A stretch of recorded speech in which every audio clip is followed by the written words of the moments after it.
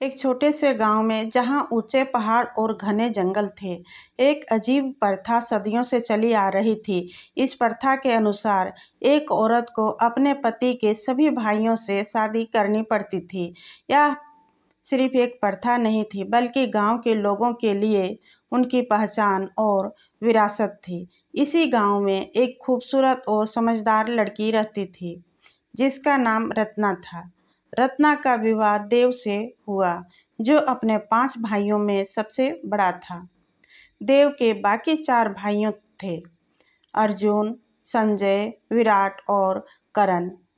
ये सभी एक साथ एक बड़े से घर में रहते थे। देव के पिता ने अपनी मृत्यु से पहले यह शर्त रखी थी कि सभी भाई एक साथ रहेंगे और उनकी परंपरा को निभाएंगे। रत्ना को इस बात के प्रथा के बारे में पता था, लेकिन जब वह ससुराल आई तो उसे यह सब अजीब लगा। एक दिन उसने अपनी सास से पूछा, माँ, मुझे यह सब समझ नहीं आता। एक औरत के 5 पति कैसे हो सकते हैं? उसकी सास ने मुस्कुराते हुए कहा, रत्ना, यह सिर्फ पतियों का रिश्ता नहीं है, बल्कि एक परिवार को एकजुट रखने का तरीका है। अगर हर भाई अपनी अलग पत्नी लाता तो परिवार में बंटवारा हो जाता और हमारी जमीन भी छोटे छोटे टुकड़ों में बंट जाती। रत्ना को यह सुनकर थोड़ा अजीब लगा, लेकिन उसने अपनी सास की बात समझी। उसने तय किया कि वह अपने इस परिवार को समझने की कोशिश करेगी और अपनी जिम्मेदारी अच्छे से निभाएगी। लेकिन उसके मन में यह सवाल था कि क्या यह रिश्ते को निभा पाएगी? क्या वह सभी पतियों को एक समान प्यार दे पाएगी? रत्ना ने अपने परिवार की परंपरा को खुशी खुशी स्वीकार कर लिया था, लेकिन उसके दिल में एक अजीब सा खालीपन था। वह कोशिश करती थी कि सभी भाइयों को समान रूप से सम्मान दें, लेकिन वह यह आसान नहीं था। देव, जो सबसे बड़ा भाई था, हमेशा उसकी देखभाल करता था और उसे प्यार देता था। अर्जुन शांत और समझदार था, जो हमेशा सही सलाह देता था। वहीं संजय शरारती और हंसमुख था, जो घर के माहौल को हंसाता रहता था। विराट हमेशा काम में व्यस्त रहता था और करण सबसे छोटा होने के कारण वह बहुत लाड प्यार से रहता था। एक दिन गांव में एक बड़ा मेला लगा। सभी भाई अपनी अपनी दुनिया में व्यस्त थे और रत्ना को अकेला महसूस हुआ। वह मेले में जाना चाहती थी, लेकिन किसके साथ जाए यह सोचकर परेशान थी।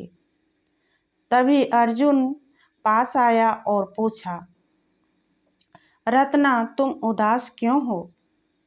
क्या हुआ? रत्ना ने धीरे से कहा, अर्जुन, मेरा मन कर रहा है कि मैं मेले में जाऊं, लेकिन किसके साथ जाना है? अजीब लगेगा। अर्जुन ने उसकी बात को समझा और बोला, तुम परेशान मत हो, हम सभी तुम्हारे साथ चलेंगे। आज हम सब मिलकर मेले को आनंद लेंगे। यह सुनकर रत्ना के चेहरे पर खुशी की चमक आ गई। सभी भाई मिलकर रत्ना के साथ मेले में गए। वहां उन्होंने एक साथ खाना खाया, झूले झूले और बहुत सारा मज़ा किया। एक दिन रत्ना को पहली बार लगा कि वह 5 पतियों का एक रिश्ता सिर्फ एक बोझ नहीं, बल्कि एक मजबूत परिवार का हिस्सा भी है। उसने महसूस किया कि वह अकेले नहीं है, बल्कि पांच अलग अलग जिंदगियों के बीच है जो उसे बहुत प्यार करते हैं। समय बीतता गया और रत्ना ने धीरे धीरे इस अनोखे परिवार को पूरी तरह अपना लिया।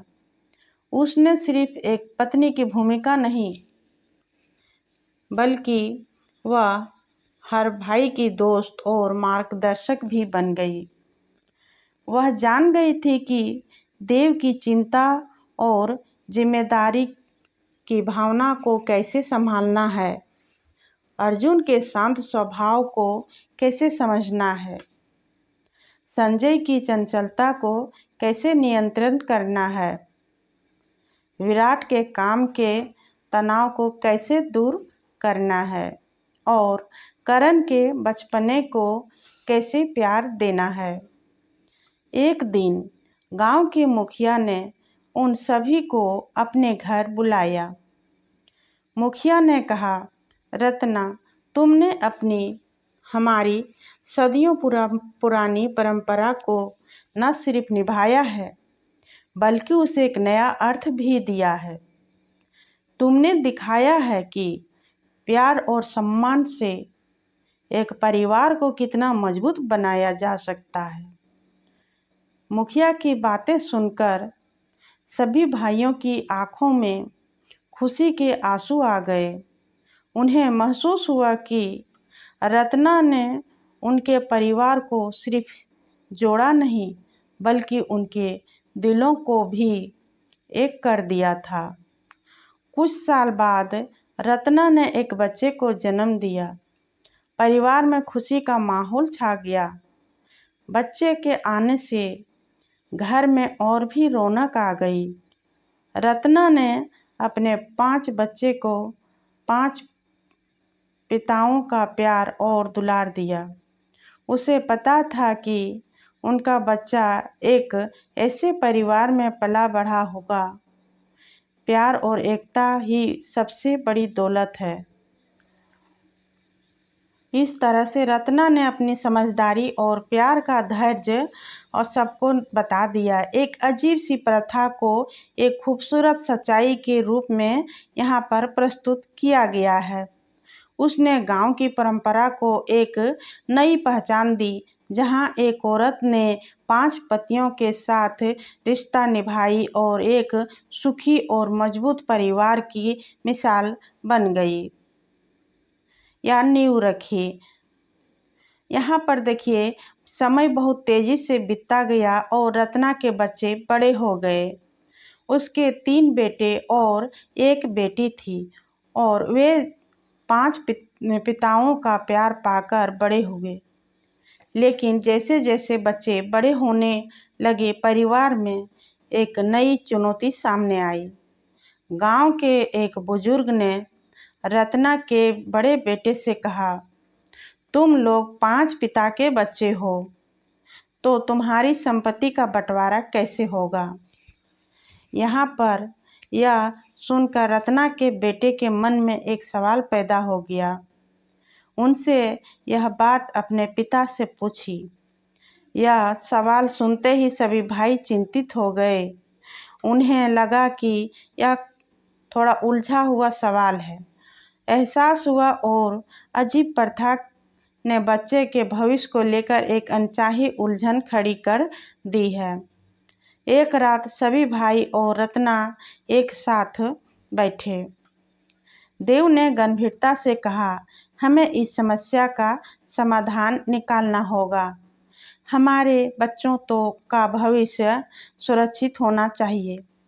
अर्जुन ने कहा, हमारी सारी संपत्ति एक है, लेकिन कानूनी तौर पर यह किसका है और हमारे बच्चों का नाम किसके नाम से दर्ज होगा।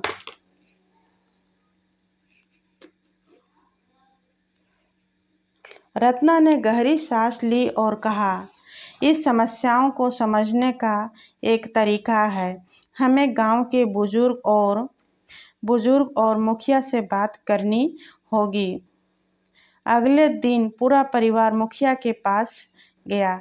रत्ना ने अपनी सारी बात बताई और कहा, हमारी प्रथा ने हमें एक परिवार के रूप में रखा, लेकिन हमें अब बच्चों में संपत्ति को लेकर बंटवारा करना है। एक नया रास्ता खोजना होगा। मुखिया ने सबकी बात ध्यान से सुनी और फैसला सुनाया। उन्होंने कहा, यह परंपरा सदियों पुरानी है, लेकिन यह समय बदल रहा है। कानून के अनुसार बच्चों का नाम उनके जैविक पिता नाम से ही रहेगा, लेकिन संपत्ति का बंटवारा सभी भाइयों में बराबर होगा। तो चलिए आगे देखते हैं संपत्ति का बंटवारा कैसे हुआ। यह सुनकर सभी हैरान हो गए।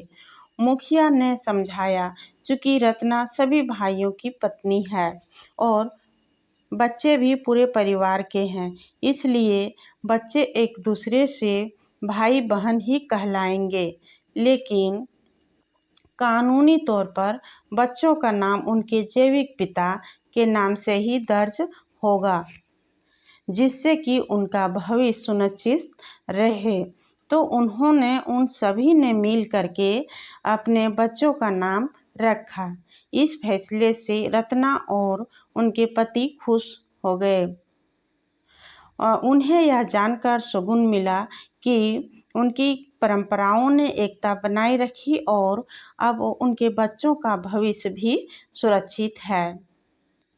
तो यहाँ पर देखिए, मुखिया के फैसले ने परिवार को एक नई दिशा दी और कानूनी तौर पर भले ही बच्चों का नाम उनके जैविक पिताओं के नाम से दर्ज हुआ, लेकिन भावनात्मक रूप से वे सभी एक ही परिवार का हिस्से थे।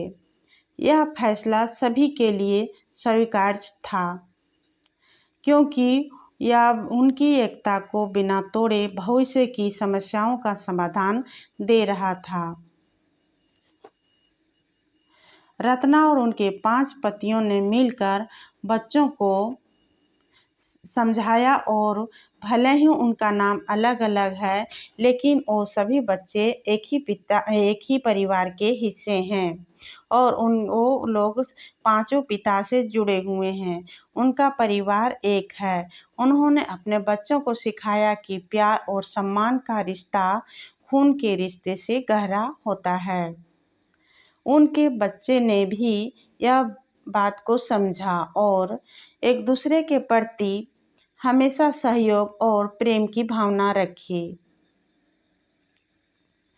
तो समय के साथ रत्ना और उनके 5 पति बूढ़े हो गए, लेकिन उनके बीच का प्यार और सम्मान कभी कम नहीं हुआ। उनके बच्चे भी बड़े हो गए और अपने अपने जीवन में सफल हुए। गांव के लोगों का एक यह परिवार मिसाल बन गया था और सभी लोग इसे अपना आदर्श मानते थे। यह परिवार को मिसाल के रूप में देखते थे।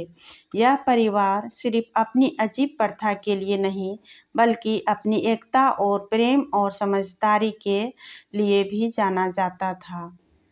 एक दिन जब रत्ना अपने अंतिम समय में थी, तो उसने अपने 5 पतियों और बच्चों को पास बुलाया। उसने मुस्कुराते हुए कहा, मैंने जिंदगी में कभी अकेलापन महसूस नहीं किया। मुझे 5 पतियों का प्यार मिला और मेरे बच्चों को 5 पिताओं का आशीर्वाद। यह सिर्फ एक प्रथा नहीं थी, बल्कि मेरी जिंदगी का सबसे खूबसूरत और अनुभवी सफ़र था। आगे की कहानी में हम जानेंगे, रत्ना के जाने के बाद भी यह परिवार एकजुट रहा। उनके बच्चों ने भी अपने आने वाली पीढ़ियों को यही सिखाया कि असली दौलत संपत्ति नहीं, उनका परिवार का प्यार और साथ होता है। इस तरह से उस गांव की अजीब प्रथा ने एक ऐसी कहानी को जन्म दिया जो एकता, समझदारी और निस्वार्थ प्रेम की एक नई मिसाल बन गई। यह कहानी का अंतिम भाग था। उम्मीद है आपको पसंद आई होगी। यदि दोस्तों एक कहानी आपको पसंद आई तो वीडियो को लाइक, शेयर और सब्सक्राइब ज़रूर करें। फिर मिलती हूँ एक नई रोचक कहानी के साथ। तब तक दोस्तों वीडियो सुनने के लिए बहुत बहुत धन्यवाद। जय हिंद दोस्तों।